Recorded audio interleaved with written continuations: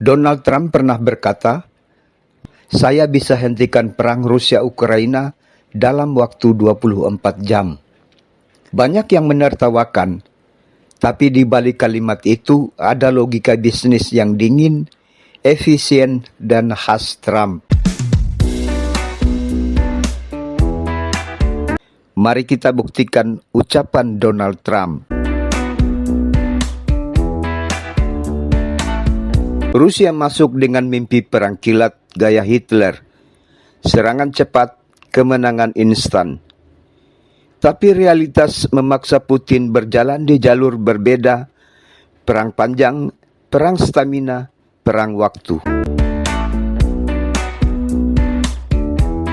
Maka menghentikan perang bukan pengkhianatan, tapi strategi.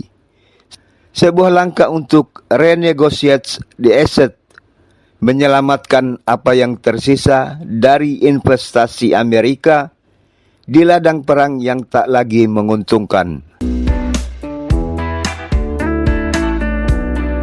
Hai sahabat pencinta sejarah dan geopolitik, jumpa lagi di channel kesayangan kita.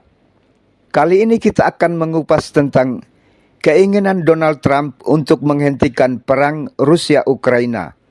Tonton terus video ini, jangan di-skip karena kita akan menemukan fakta menarik seputar perang Rusia-Ukraina.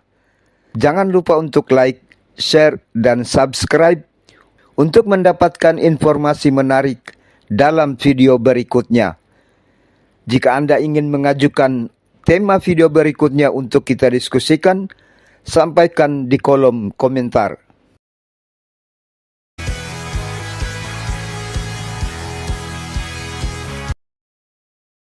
Donald Trump pernah berkata, "Saya bisa hentikan perang Rusia-Ukraina dalam waktu 24 jam." Banyak yang menertawakan, tapi di balik kalimat itu ada logika bisnis yang dingin, efisien, dan khas Trump. Apakah Trump benar-benar bisa menghentikan perang antara Rusia dan Ukraina? Mari kita buktikan ucapan Donald Trump. Rusia masuk dengan mimpi perang kilat gaya Hitler. Serangan cepat, kemenangan instan. Tapi realitas memaksa Putin berjalan di jalur berbeda. Perang panjang, perang stamina, perang waktu. Dan di seberang samudra, Donald Trump menghitung, setiap hari perang berarti miliaran dolar menguap. Setiap tank yang hancur di Donbas adalah saham yang jatuh di Wall Street. Trump tahu, semakin lama perang berlangsung, semakin besar biaya, semakin kecil keuntungan. Tapi jika Rusia dibiarkan merebut terlalu banyak, maka Ukraina kehilangan nilai tawar dan Amerika kehilangan kartu trufnya. Di antara ledakan artileri dan diplomasi dingin, satu hal jadi jelas. Bagi Trump, perang ini bukan soal siapa yang menang, tapi siapa yang masih untung. Sampai di sini kita sudah memperoleh sedikit gambaran mengapa Trump mengatakan bisa menghentikan perang Rusia-Ukraina. Trump bukan politisi murni, ia seorang deal maker. Dan bagi seorang pebisnis, perang bukan ideologi, perang adalah transaksi yang gagal. Coba bayangkan, kata Trump seolah bicara ke rakyat Amerika. Kita mengirim miliaran dolar ke Ukraina, tetapi apa yang kita dapat? Bagi Trump, menghentikan perang bukan soal moral, tapi neraca rugi laba. Amerika sudah menggelontorkan lebih dari 100 miliar dolar untuk mendukung Ukraina. Tapi tak ada hasil konkret yang bisa dihitung. Trump melihat ini seperti perusahaan yang terus membakar uang untuk proyek gagal. Menurutnya, perang bukan bisnis yang menguntungkan. Bagi dia, war is bad business. Trump mungkin berpikir, kalau proyek ini tidak menghasilkan apa-apa, ya sudah, tutup buku. Cari jalan baru yang bisa memberikan profit. Di mata Trump, politik luar negeri Amerika selalu idealistik. Demokrasi, kebebasan, dan nilai-nilai moral sering jadi alasan perang. Tapi ujungnya Amerika malah menanggung biaya. Trump menolak itu. Ia melihat geopolitik dengan mata investor. Siapa untung, siapa rugi, dan di mana dealnya.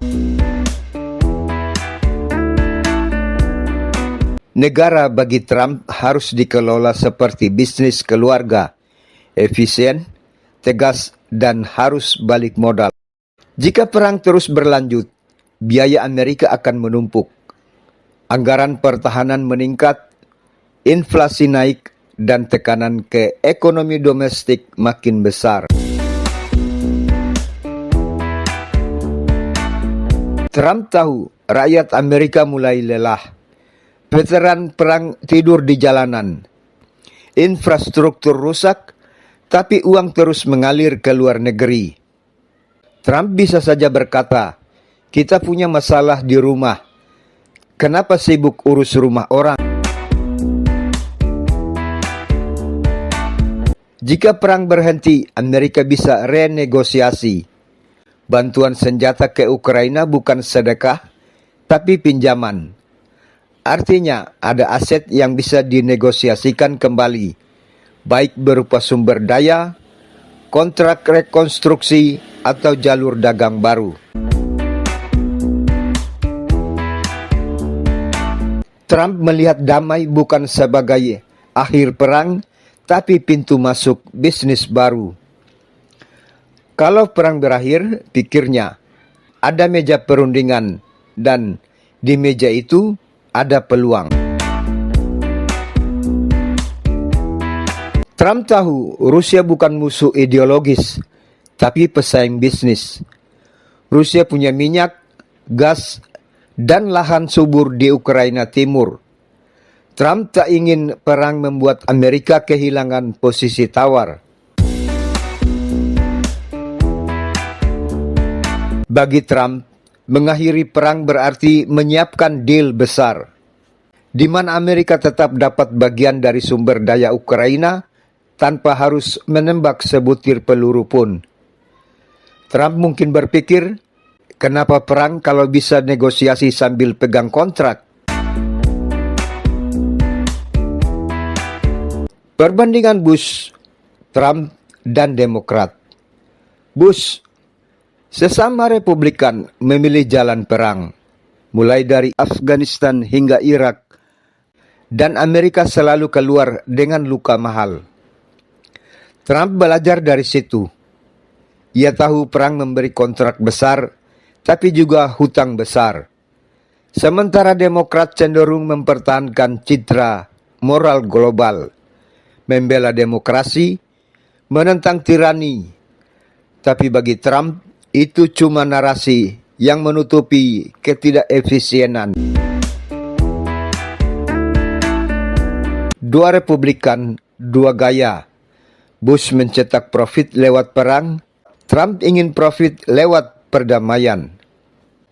Bagi Trump, dunia adalah papan catur bisnis, dan setiap langkah harus menghasilkan nilai. Kalau perang tidak memberi keuntungan, maka perdamaian harus bisa dijadikan deal yang lebih menguntungkan. Trump bukan malaikat perdamaian. Ia hanya melihat sesuatu yang tidak efisien, lalu mencari cara agar tetap untung. Jadi, ketika Trump bilang bisa hentikan perang dalam 24 jam, Mungkin yang dia maksudkan bukan damai, tapi deal. Di dunia Trump, perdamaian bukan tujuan moral, tapi hasil dari negosiasi yang menguntungkan. Dalam dunia Trump, perang bukan soal bendera, tapi soal neraca. Waktu adalah bunga pinjaman, tentara adalah tenaga kerja, dan wilayah adalah aset tetap.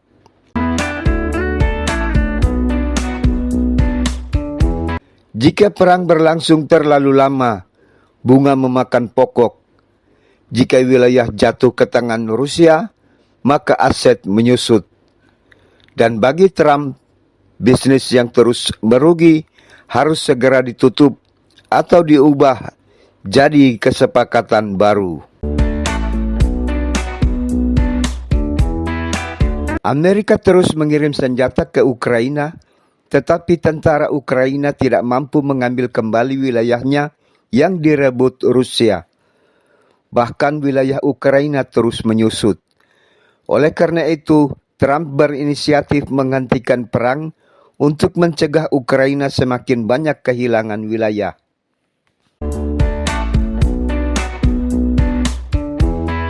Bagi Trump, perang bukan soal siapa yang menang, tapi siapa yang paling cepat berhenti sebelum rugi.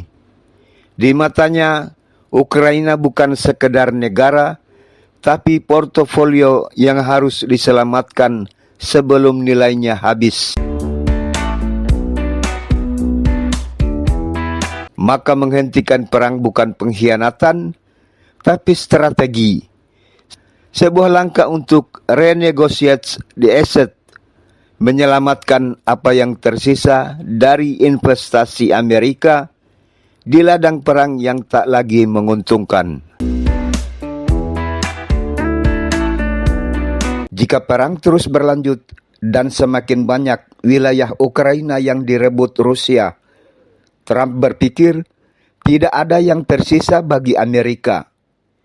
Amerika telah berinvestasi dengan mengirim senjata, tetapi Rusia yang memperoleh wilayah yang mengandung batu bara, litium, tembaga, dan kemungkinan adanya minyak dan gas. Maka sangat logis jika Trump hendak menghentikan perang antara Rusia dan Ukraina.